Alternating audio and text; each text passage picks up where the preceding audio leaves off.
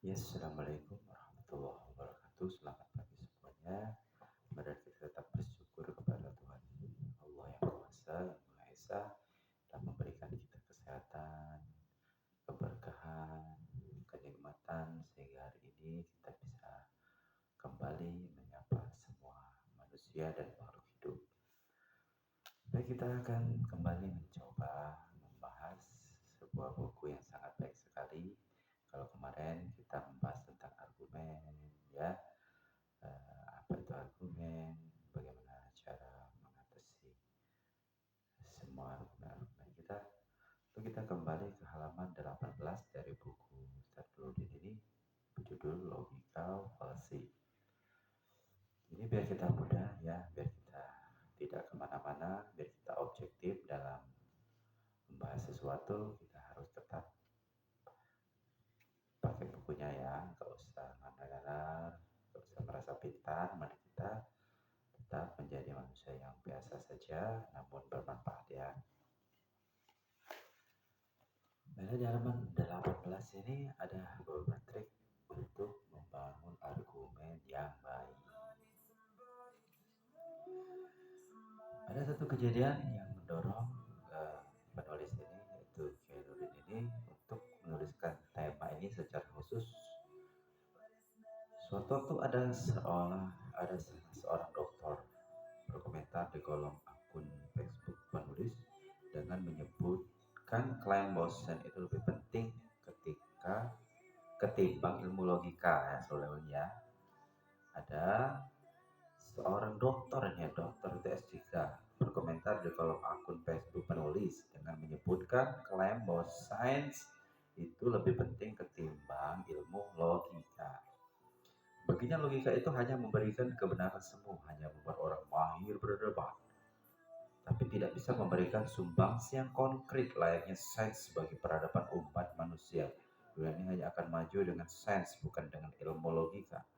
Karena itu logika, kata dia, sudah tidak penting lagi. Yang penting hanyalah sains. Begitulah kira-kira inti dari gagasan yang ingin dia sampaikan. Tahu sains nggak? Nggak tahu sains, baca lagi ya, itu bahasa Inggris. Itu artinya ilmu pengetahuan yang masuk dengan logika, masih logika juga, ya. Sayangnya betapapun panjangnya uraian yang dia sampaikan, tak ada satupun bukti atau dalil yang bisa dia dapatkan untuk mendukung kebenaran klaim yang dia sampaikan itu. Kami yang menyebutkan bahwa sains itu lebih penting ketimbang ilmu logika. Sejak itulah penulis semakin mantap dengan keyakinan bahwa gelar akademik yang tinggi bukanlah jaminan seseorang bisa berpikir dengan benar. Identitas tak selamanya mencerminkan kualitas. Identitas selamanya mencerminkan kualitas seseorang, ya. Sampai sekarang kalau ingat cara dia berkomentar, sulit dipercaya kalau dia adalah seorang dokter. Dokter terbaik di kampus Islam pula. Ini biasanya orang-orang liberal, ya, sekuler, yang dibiayai oleh, ya, you know lah, ya. Kita kalau berpikir liberal boleh, tapi jangan sampai argumen kita itu menjatuhkan marwah agama itu sendiri, oke? Tapi cara dia menyampaikan argumen sungguh sangat memprihatinkan. Imam Al-Ghazali pernah bilang bahwa orang yang tidak pernah belajar ilmu logika layak dipertanyakan kredibilitas ilmunya. Oke, tahu lagi, Imam Al-Ghazali pernah bilang bahwa orang yang tidak pernah belajar ilmu logika layak dipertanyakan kredibilitas ilmunya. Bagi sebagian orang mungkin itu berlebihan, tapi kalau kita perhatikan ungkapan Imam Al-Ghazali sangatlah tepat dan akurat. Berkali-kali penulis menjumpai orang-orang bergelar akademik tinggi, ya, tulisannya rimbun dengan kutipan orang-orang keren, tapi cara berpikirnya memprihatinkan. Gagasan-gagasannya basah, berlumur aneka macam kekacauan. Tak terkecuali dokter yang sempat penulis singgung tadi. Sebagai seorang dokter, harusnya yang bersangkutan tahu bagaimana caranya membangun suatu argumen yang baik. Ilmu yang membahas tentang tata cara membangun argumen itu harusnya dipelajari oleh siapa saja yang ingin mendeklarasikan dirinya sebagai sarjana, apalagi dengan gelar yang tinggi. Namun sayangnya kecakapan itu tidak dia tunjukkan. Yang ada dia hanya ngelantur, ya, ngelantur tanpa kejelasan arah dan tujuan. hanya bilang bahwa sains itu penting, logika tidak lagi penting. Tapi kalau ditanya apa buktinya, apa saja argumennya, dia sendiri tidak bisa menjawab. Sekali dia menjawab, isinya ngelantur, gak karuan. Dari sana kita perlu mempelajari ilmu logika. Dan dari situ penulis merasa terpanggil untuk menuliskan tema ini ketika yang bersangkutan mengklaim bahwa sains lebih penting ketimbang ilmu logika. Untuk membuktikan benar tidaknya pandangan dia itu, pada akhirnya dia harus menggunakan metodologi berargumen yang diajarkan dalam buku-buku logika. Tidak mungkin orang terdidik berargumen lain netizen awam yang asal ngomong, tapi saya itulah yang terjadi. Uraian lebih detail tentang tata cara membangun argumen yang baik dan benar beserta kaidah-kaidah yang ada dalamnya bisa Anda baca dalam buku penulis ilmu mantik. Tahu ilmu mantik ya, pelajari ya. Selain itu ilmu mantik sebetulnya ada satu ilmu khusus yang mengulas secara lebih detail dan mendalam tentang tata cara dan aturan dalam berdebat itu. Yang dalam khazanah keilmuan Islam klasik dikenal dengan istilah adab al-bahth wa al-munazzarah, ya. Ini ilmu tentang aturan diskusi dan berdebat. Harus dicatat bahwa kata adab yang dimaksud dalam berdebat dalam ilmu tersebut bukan hanya sebatas aturan-aturan etis, ya, seperti kata adab yang kerap kita jumpai dalam percakapan sehari-hari. Adab yang dimaksud aturan dalam arti yang luas. Kita tidak punya banyak waktu untuk mengulas aturan-aturan itu satu persatu. Tulisan ini hanya ingin berupaya untuk mempermudah saja. Lantas, apa saja langkah-langkah yang perlu kita tempuh untuk membangun suatu argumen yang baik dan benar itu? Jawabannya bisa kita lihat melalui uraian sebagai berikut, ya. Pertama, kita harus perjelas dulu konsep-konsep yang ingin kita cantumkan ke dalam argumen. Sekiranya itu perlu, kenapa saya tambahkan frase?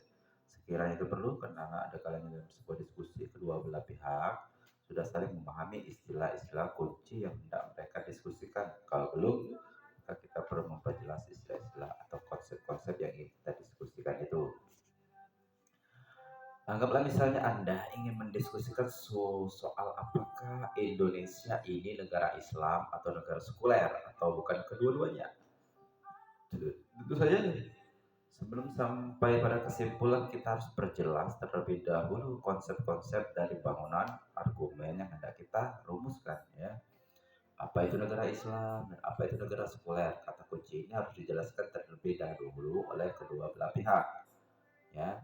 Tapi perumusan definisi itu tidak bisa kita serahkan secara bebas begitu saja kepada setiap orang, sebab kalau itu terjadi kita akan terjatuh dalam debat kusir. Lainnya yang kita harus hindari, ya, debat kusir. Dan dari sinilah kita butuh dengan kaidah yang bisa kita jadikan sebagai acuan bersama. Ini tuntutan yang sangat rasional, ya, sangat masuk akal karena Anda tidak mungkin sampai pada kesimpulan yang jelas. Sementara konsep kunci yang Anda sertakan sendiri masih mengandung makna-makna yang belum jelas, di mana kaidah tentang perumusan definisi itu bisa kita temukan jawabannya hanya di ilmu logika. Persoalan definisi ini tidak bisa kita pandang sepele, sebab debat kusir yang tidak berakhir dengan kejelasan itu seringkali disebabkan oleh ketidaktegasan kedua belah pihak dalam mendefinisikan istilah yang mereka sebutkan.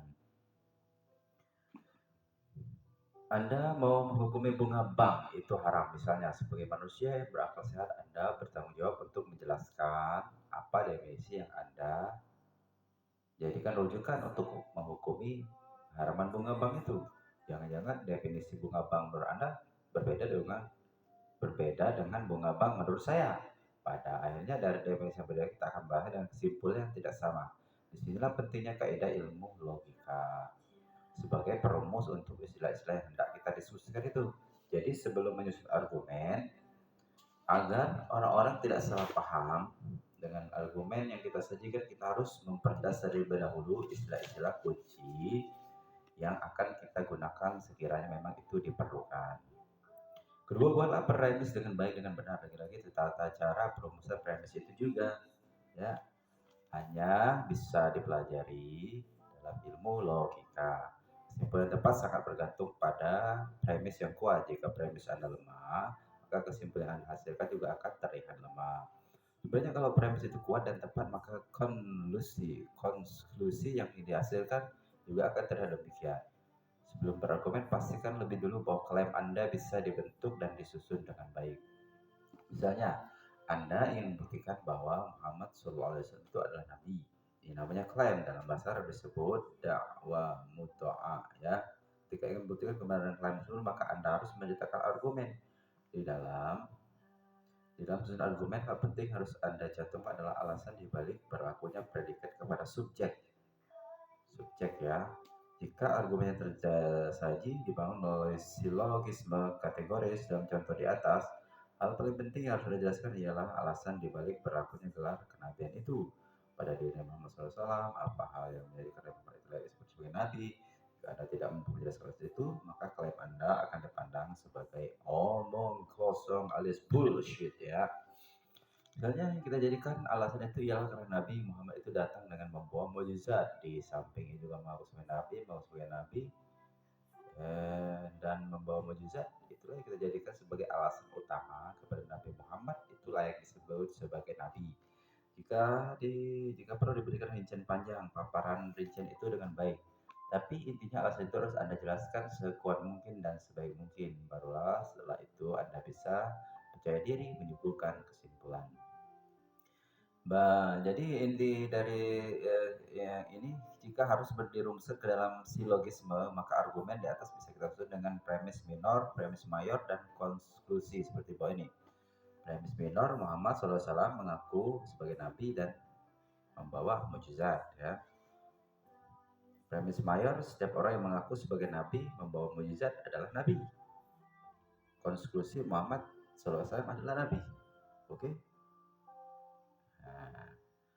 Argumen ini baik dari sudut isi maupun kaidah, sudah memenuhi standar perumusan argumen yang baik, premis yang jelas, dan konklusi yang dihasilkan sesuai dengan argumen yang dirumuskan. Jadi kalau ada pertanyaan, kenapa Nabi Muhammad SAW disebut sebagai Nabi? Jawabannya jika kita merujuk pada argumen tersebut, yang mengaku sebagai Nabi dan didatangkan mukjizat, dua hal itulah yang dijadikan sebagai alasan kuat dibalik berlakunya gelar kenabian kepada Nabi Muhammad SAW. Lalu misalnya mitra dialog Anda tidak setuju dengan premis pertama itu, bagaimana misalnya Nabi Muhammad itu tidak membawa mukjizat, katakanlah mitra bicara Anda tidak percaya mukjizat. Dengan begitu, sebelum mengamini konklusi yang disebutkan, Anda dan mitra dialog Anda harus berdiskusi dulu tentang apa itu mukjizat. Lagi kaidah tentang perumusan definisi dalam hal ini kita butuhkan lagi, sebab jangan-jangan konsep mukjizat yang diinginkan ternyata tidak sama dengan konsep mukjizat yang Anda pahami. Kalau masing-masing orang diberikan wewenang yang susah untuk merumuskan istilah mereka suka hati tanpa ada kaidah yang menjadi kerujukan, maka kita telah mengizinkan terlahirnya debat kusir yang tidak banyak memberikan kemanfaatan. Memberikan kemanfaatan setelah Anda tentukan definisi mukjizat dan mitra bicara Anda mengajukan definisi yang berbeda. Anda berdua bisa berdebat seputar setidak-tidaknya definisi yang tersaji itu. Kalau definisi Anda terbukti tepat dan definisi lawan Anda cacat, maka Anda bisa langsung melangkah ke poin diskusi selanjutnya, yaitu seputar pertanyaan apakah mukjizat itu mungkin terjadi. Kenapa pertanyaan ini harus dijawab? Karena keberadaan mukjizat adalah penentu utama di balik berlakunya gelar kenabian kepada Muhammad SAW. Lawan Anda bisa jadi memandang mukjizat sebagai hal yang mustahil. Kalau Anda berpandangan demikian, maka Anda bertugas untuk memberikan penjelasan seputar kemana mukjizat. Barulah setelah dibuktikan bahwa mukjizat itu mungkin terjadi, maka pertanyaan selanjutnya yang harus Anda jawab adalah apa mukjizat yang dibawa oleh Muhammad SAW itu. Jawabannya sudah pasti adalah Al-Quran, tapi di mana letak mukjizatnya Anda harus jelaskan. Jika melalui tahap-tahapan tersebut Anda berhasil merumuskan konsep mukjizat, kemudian membuktikan bahwa mukjizat itu mungkin terjadi, dan Muhammad datang dengan membawa mukjizat yang Al-Quran di samping Anda juga bisa membuktikan bahwa Al-Quran memang benar-benar mukjizat, maka konklusi Anda yang menyebutkan Nabi Muhammad sebagai Nabi bisa diterima dan jawaban kesahihannya. Begitulah seharusnya diskusi yang baik itu berjalan, dan begitulah seharusnya sebuah argumen itu dirumuskan. Ini kalau argumen yang dibangun menggunakan silogisme kategoris atau kias hamli. Tapi ada model pembangunan argumen yang lain, yaitu argumennya disusun dengan menggunakan silogisme hipotesis, kias shorty ya, atau silogisme eksepsionis, kias istina ya. Dengan kedua macamnya itu eksepsionis konjungtif dan eksepsionis disjuntif. Kita bisa ambil contohnya untuk membangun argumentasi dengan model-model silogisme yang berbeda ini. Misalnya kita berdebat soal Tuhan dan keburukan. Pertanyaan dasar yang diajukan ialah apakah keburukan itu bisa menafikan keberadaan Tuhan. Lalu Anda misalnya berkata, ya Tuhan dan keburukan adalah dua hal yang tidak mungkin terjadi. Kalau ada Tuhan maka tidak akan ada terjadi keburukan. Kalau ada keburukan maka Tuhan tidak ada. Misalnya kalau Anda mengatakan begitu lalu dibalas silogisme eksepsionis baik buat premis mayor, jika ada keburukan maka tidak ada Tuhan. Premis minor tapi keburukan ada. Konklusi Tuhan tidak ada. Nah, ini ya. Oke, mungkin ada cukup di sampai halaman 25 dulu ya. Nanti kita teruskan, lanjutkan kembali. Semoga kita bisa mengambil sebuah pelajaran dari premis-premis ini, dari buku logika faresi ini. Jadi kesimpulan yang kita tadi, kita harus belajar istilah-istilahnya tadi. Ada premis mayor, ada premis minor, ada konstruksi ya.